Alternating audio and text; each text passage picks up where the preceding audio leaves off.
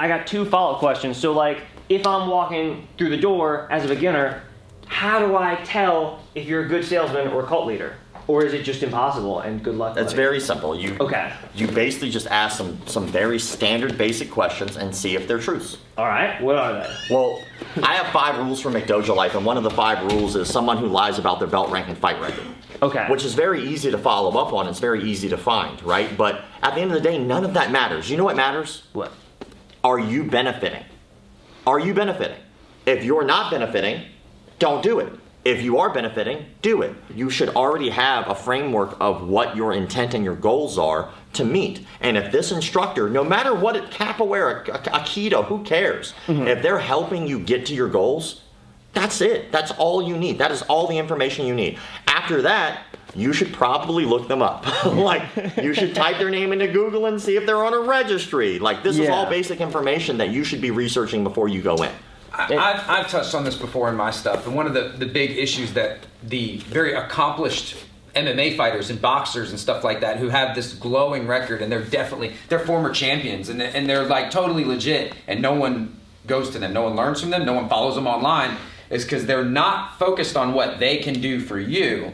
They're focused on how, like, I'm so cool, you should just want to be around me. If your goal was to have a hobby and lose some weight and maybe learn to punch and kick a little bit, have fun twice a week, anybody that's nice to you that can show you the basics can do that. As long as you're gaining more than you're losing from it, that's a good start. That's where you should be. And to do that, you have to know what you want to gain from it. For sure. Well, the average person in martial arts drops out in a year and a half, statistically. So if you go into a martial arts studio, year and a half, you're probably going to leave. So why do most people do that? Because I think most people don't even really know what their goals are, or they don't reset goals after they reach them.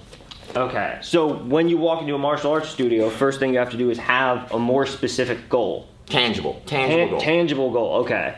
And then if I'm gaining more than I'm losing kind of deal, I feel like most people in straight up cults think they're gaining from it, where any objective view of the situation would be like, no, it's ruining your life. Like, I'm sure Diego Sanchez thought but that's why it's a tangible goal. Okay. Well, so it's something measurable on that goal. Because, like, if you're like, man, he changed my life. Well, how did he do that? Like, what did he actually do for you? And if your goal was to lose weight, you have paperwork. You can go, well, I weighed 500 pounds when I came in. Stepped on the scale now. I still weigh 500 pounds a year later. Well, that might somewhat be you, but at the same time, like, if your coach is like, yeah, he's doing great. But he also said very beginning, he said, if we say that the bad martial arts school is the cult, he said you're not going to get people out of a cult. Once you're indoctrinated. Like, just you very intuitively caught on to, they think they are getting something out of it. You know. But that's up to the individual to go in with the tools and the understanding of knowing what your goals are. Your goal is not my goal. Let me just put it that way. And so a lot of people like to project, especially in martial arts, that if I'm not reaching your goal, that what I'm learning is fake. That's not true.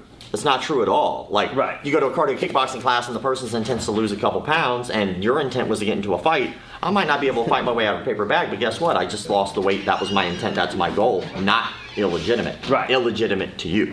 And I know we've covered a lot, and I just want to end with one note, which people ask me all the time, how do you decide what's a good martial arts studio for you? And the real answer is well, first, you set up trial classes, and my suggestion is 8. You do one at the beginning of a week, and one at the end of the week at a different school for a month. So Monday, I did karate. Friday, I did this, or Tuesday, I did that.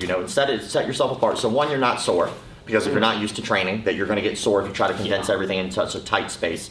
And then 2, it gives you an opportunity to breathe and think about what it is that you were taught, what the differences are in price, all that stuff. So you come in with the pre-built excuse of, I will have to think about this. Yes, no matter what. So they can't take away all your excuses. Okay, see, that's a concrete, helpful thing. And you want to know, really, if you just don't want to sign up and you know that, hey man, I have a bad time saying no to people, just don't bring your money.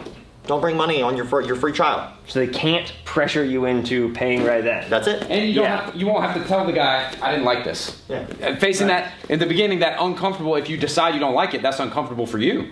Yes. Because you have to tell someone, you have to be rude. Especially in a room full of people that do like it. That's always an awkward thing to do. This thing all of you are doing, it sucks. And by the way, this whole conversation, you basically literally made me coach both sides. You made me coach both teams. Good. Because I gave like if there's martial arts studios out there, I literally just gave you a seminar on how to get somebody to sign up. That's why he knows how to debunk the stuff, because he understands how it's done. And I know a lot of the logical fallacies of you should be thinking about it this way, you're not asking the right question, yada yada, but I don't know the cult stuff and the salesman stuff. And that's what you know a lot more. For sure. But it sounds like that the people that believe the non-functional or the mysticky woohoo martial arts, it's not because of the martial arts, not because of the mysticky woohoo or anything, it's because of the salesman. Yep. Or the con man. And okay, and it's also about the salesman or the con man targeting the right people in the right ways. Like there are some people that you're not going to suck them into remember, martial art. We're not cold calling. Right. Martial artists don't typically cold call. It's all red You hot already leads. are coming to us. You already want the thing we're selling. All I have to do is just sell it to you. Okay. So it is a combination of the con man and the target. For sure. And then, in the right given time, moment, anything's possible. But I mean, when it comes down to it, you're basically just selling somebody a service. Okay. And I have one follow-up question, because trying to pull someone out of that, obviously, you can't just pull someone out of that. No. They have to decide, and it takes a ton of time, often years. Is there a way to start them on that journey? For sure. And this is something that I've talked with a lot of people about, which is care. Okay. Like, not ego. Because what happens is people have ego. So they would that's bull. That's not the way to get somebody out of something. Okay. Like, you're automatically judging them. You're automatically going against what they've been built up for in their mentality. You're automatically basically talking down to them. Like, if you really cared about them, right, you would show them a better way. You'd show them a better way. So if I went up to you and you were in a cult, I'd be like, hey man, can you teach me a little something that you learned in class today? Or I'd love to learn more about it. And that way I'm not coming at it from a place of not knowing. I wouldn't tell you that it's bad for you. I wouldn't tell you any of those things. I would be asking you questions of concern. How long have you been doing this? Oh, you've been doing it for that long? That's cool. Why? Because I actually genuinely want to know if you've been indoctrinated into this for years. It sounds like you're doing no like trust from the other direction. As you should. Okay. Because that's what you do with your friends. Okay. You know, like, and trust your friends. And so, then after that, I would try to give you a better option. That is your idea. I would not tell you.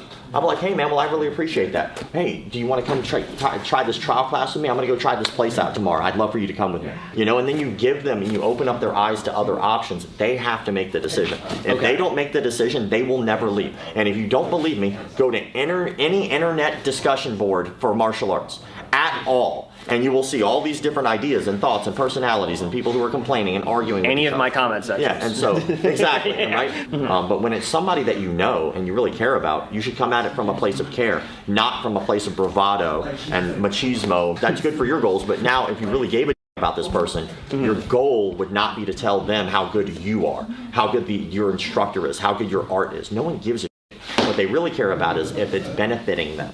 So if this guy wants to be a good fighter, but he's doing mystical woohoo, it's not, hey, you're doing mystical woohoo and you need to stop. It's, hey, do you want to try a combat sport, come for a lesson kind of deal, and just like... Out of actual genuine care. Out of actual care. See, that's where I mess up, because that's hard for me. Well, a lot of martial artists' answer for this is beat them up.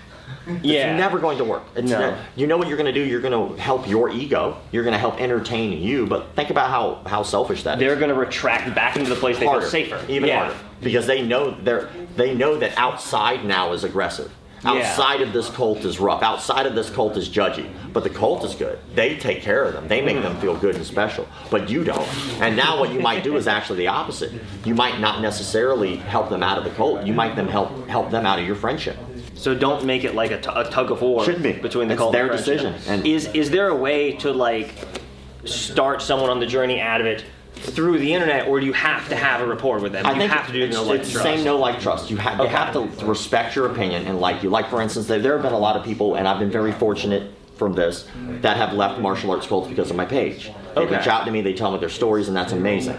But that's because they think they know me, they like me at least, and so because they got past that, oh, I know this guy a little bit, I like him, I trust his opinion, now they'll make a decision on their own what they want to do. And a gentler hand most of the time. Very gentle hand. Okay.